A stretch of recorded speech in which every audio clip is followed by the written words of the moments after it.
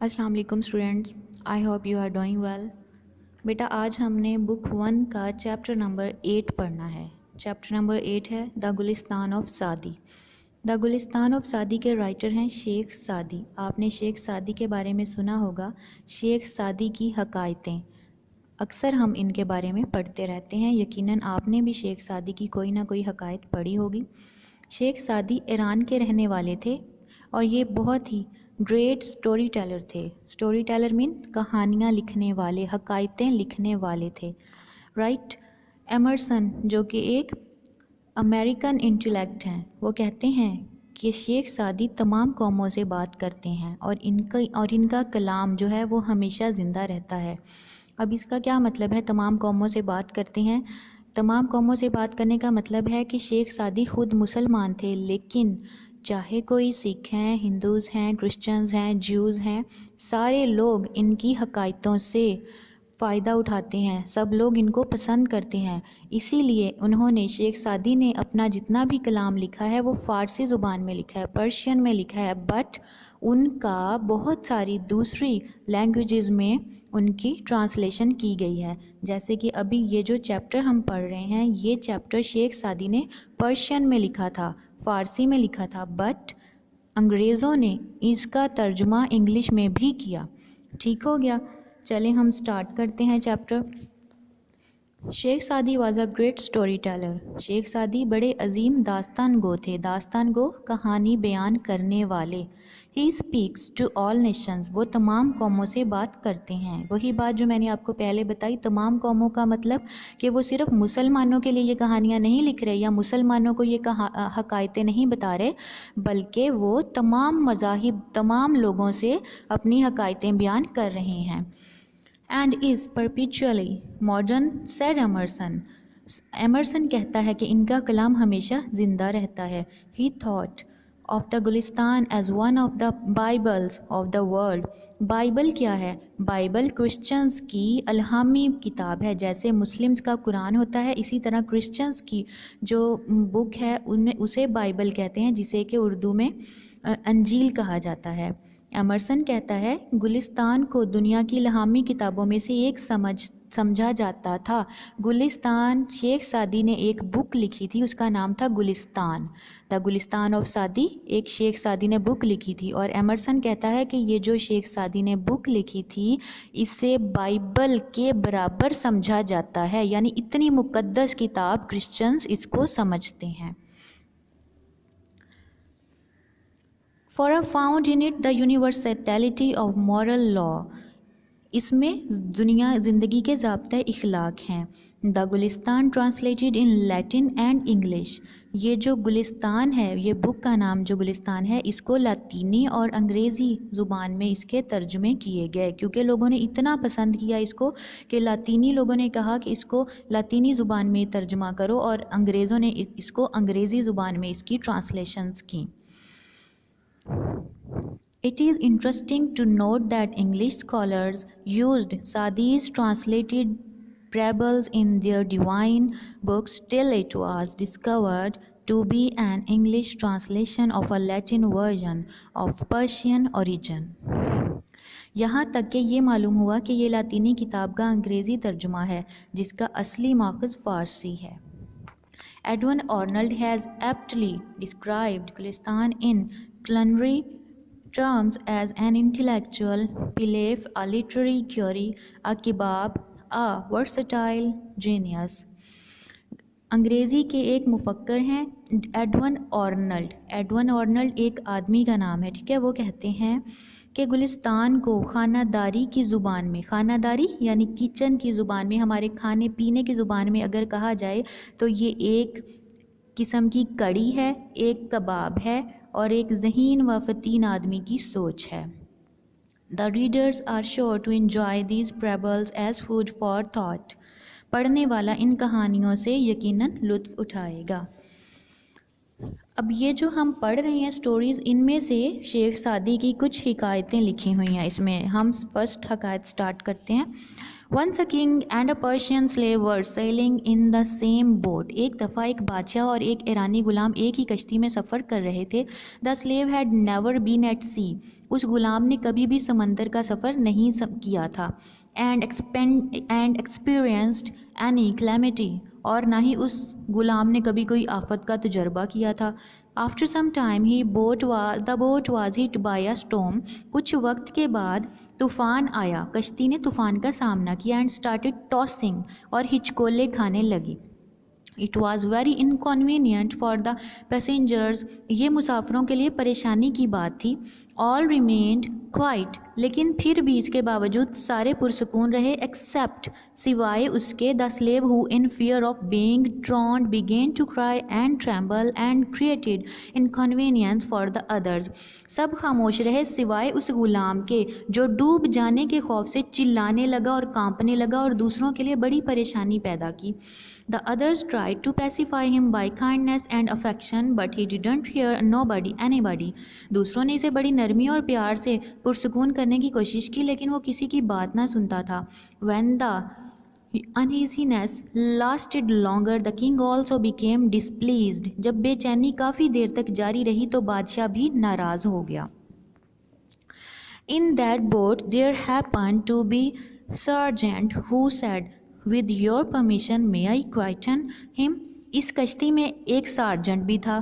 اس نے کہا کہ اگر آپ کی اجازت ہو تو میں اس کو خاموش کرا سکتا ہوں. It will be a great favor. بادشاہ نے کہا کہ یہ بڑی ہی مہربانی ہوگی اگر تم اس کو چپ کروا دو. The king said. بادشاہ نے کہا. The sergeant ordered. The sergeant بیٹا کہتے ہیں جس طرح پولیس کے آفیسرز ہوتے ہیں نا, اسی طرح پہلے زمانے میں سارجنٹ کہا جاتا تھا جو پولیس کے بڑے ہوتے تھے, آفیسر ٹائپ ہوتے تھے. The sergeant ordered the slave to be thrown into water. Sergeant نے اپنے غلام کو کہا کہ اس کو پانی میں پھینک دو. So that he could have experienced the true danger of life. تاکہ اسے زندگی کے اصلی خطرے کا تجربہ ہو جائے. 2 persons threw him in the sea. 2 لوگوں نے اسے سمندر میں پھینک دیا. And when he was about to be drowned, اور جب وہ تقریباً ڈوبنے کے قریب تھا, they pulled him back. تو انہوں نے اسے واپس کھینچ لیا to the boat, کشتی کے اندر. And he clung the stern with both his hands. وہ اپنے دونوں ہاتھوں سے پچھلے حصے کے ساتھ چمٹ گیا. یعنی ان آدمیوں نے اسے پکڑ کے جب کشتی میں کھینچا تو وہ جو پانی میں گرایا تھا بندہ, اس نے اپنے دونوں ہاتھوں کو کشتی کو پکڑ لیا دونوں ہاتھوں سے اور اس کے ساتھ چمٹ گیا. اینڈ ریمینڈ کوائٹ, اور وہ پرسکون ہو کر بیٹھ گیا. This appeared strange to the king. یہ بادشاہ کو بڑا ہی عجیب لگا. Who could not comprehend the wisdom in the action taken by the sergeant. وہ سارجنٹ کے کیے گئے عمل اور عقل مندی کو سمجھ نہ سکا. And he asked for it, اور بادشاہ نے سارجنٹ سے اس کی وضاحت طلب کی. دا سارجنٹ ریپلائی, سارجنٹ نے جواب دیا. Before he had experienced the danger of being drowned, he knew not the safety of the boat. ڈوب جانے کا تجربہ ہونے سے پہلے وہ کشتی کی سلامتی نہیں جانتا تھا. A man does not realize the worth of safety from the misfortune until he has tasted it. انسان اس وقت تک بدبختی سے سلامتی کی قدر و قیمت محسوس نہیں کرتا جب تک اس میں مبتلا نہیں ہو جاتا. اب ہم سیکنڈ پڑھتے ہیں اس کی. It is related that while a deer was being roasted for نوشیروان, بیان کیا جاتا ہے کہ نوشیروان ایرانی بادشاہ جو عدل و انصاف کے لیے مشہور تھا, اس کے لیے ایک ہرن بھونا جا رہا تھا. A king of Persia, فارسی ایران کا بادشاہ تھا, اس کے لیے فیمس فار ہز جسٹس, جو کہ اپنی عدل کے لیے مشہور تھا. No salt could be found, کہیں سے بھی نمک نہ ملا. A boy was sent to a village to bring some salt, ایک لڑکے کو گاؤں سے نمک لانے کے لیے بھیجا. The boy brought it and presented to the king, who asked whether he had paid for it. لڑکا یہ نمک لے آیا اور بادشاہ کو پیش کیا. بادشاہ نے پوچھا کیا اس کی ادائیگی کر دی گئی ہے. ادائیگی مطلب کیا اس کے پیسے ادا کر دیے ہیں نمک کے جو تم لے کے آئے ہو. No said the boy, لڑکے نے کہا نہیں. pay for the salt. बादशाह ने कहा नमक की रकम अदा करो. Lest it should become a custom and the village be ruined. कहीं ऐसा ना हो कि ये रिवाज बन जाए और गांव तबाह हो जाए. Having been asked what harm could arise from such a trifling demand, पूछा गया इतने मामूली से मुतालबे से क्या नुकसान हो सकता है. The foundation of oppression was small in the world, said the king. दुनिया में जुल्म की बुनियाद बहुत छोटी थी, बादशाह ने फरमाया. Whoever enlarged it so that it reached its present magnitude, is it at fault. असली गलती तो इस वक्त है कि जिन्होंने इसे बढ़ाया जब तक ये अपनी मौजूदा हद को पहुंच गई. अगर बादशाह ही, अब बादशाह का कहने क्या मकसद है. बादशाह ये कह रहा है कि अगर बादशाह ही ऐसे काम करेगा, लोगों से मुफ्त चीज़ें लेगा, तो उसकी रियाया यानी उसकी पब्लिक जो होगी तो वो क्या करेगी, वो तो फिर बादशाह को देखते हुए और ज़्यादा बुरे काम करेगी. If the king eats one apple from the garden of a subject, अगर बादशाह रियाया के बाग से एक सेब खाएगा, he slaves will pull him up the tree from the roots, तो उसके जो गुलाम होंगे वो तो दरख्तों को जड़ों से उखाड़ लेंगे. For 5 eggs which the king allows to be taken by force, the people belonging to his army will put 1,000 fowls on the spit. अगर बादशाह 5 अंडे ज़बरदस्ती लेने की इजाज़त देगा तो इसके बदले इसकी फ़ौज से ताल्लुक़ रखने वाले लोग मौके पर ही हज़ारों मुर्गियाँ सीखों पर चढ़ा देंगे. A tyrant does not remain in the world, अलबत्ता जुल्म दुनिया में नहीं रहता. But the curse on him abides forever, लेकिन इसे हमेशा लानत मुलामत की जाती है. हकायत नंबर 3 पढ़ते हैं. A king fell seriously ill and all hopes of his recovery vanished. एक बादशाह शदीद बीमार हो गया और इसकी सेहतयाबी की तमाम उम्मीदें ख़त्म हो गई. The more the disease was cured, the more it became painful. बीमारी का जितना इलाज किया जाता वो उतनी ही ज़्यादा तकलीफदेह बन जाती. At last the physicians agreed that this disease cannot be cured except by means of bile of a person endued with certain qualities. किसी ने बताया कि इसका इलाज ऐसे होगा कि ख़ास किस्म की खूबियों से आरास्ता शख्स के सुफरा के सिवा किसी और चीज़ से सेहतयाब नहीं हो सकता. बादशाह orders were issued to search for an individual of this kind, इस किस्म के शख्स की तलाश करने के अहकामात जारी कर दिए गए. A son of a farmer was discovered to possess the qualities mentioned by the doctors, एक किसान का बेटा तलाश कर लिया गया जो डॉक्टरों की मज़कूरा खूबियों का मालिक था. The king summoned the father and mother of the boy whose consent he got by giving them a huge amount of wealth. बादशाह ने लड़के के माँ बाप को भारी रकम दी और उन्हें इस बात पर रजामंदी हासिल कर ली कि वो उस लड़के की जान ले लें. The Qazi issued a decree to shed the blood of a person for the health of the king. काजी ने बादशाह की सेहत की खातिर इस किसी शख्स का खून बहाने का फैसला जारी कर दिया. The boy was brought to the altar and the executioner was directed to slaughter the boy. लड़के को कुर्बानगाह में लाया गया और लड़के को ज़िबा करने के लिए जल्लाद को हदायत जारी कर दी गई. When all was ready, the boy looked toward the sky and smiled. जब सारी तैयारियां मुकम्मल हो गईं तो लड़के ने आसमान की तरफ देखा और मुस्कुराया. Why do you laugh in such position? The king asked. तुम इस हालत में क्यों मुस्कुरा रहे हो? बादशाह ने पूछा. A son looks to the affection of his parents, said the boy. बेटे को वालिदैन की शफ़क़त की उम्मीद होती है, लड़के ने कहा.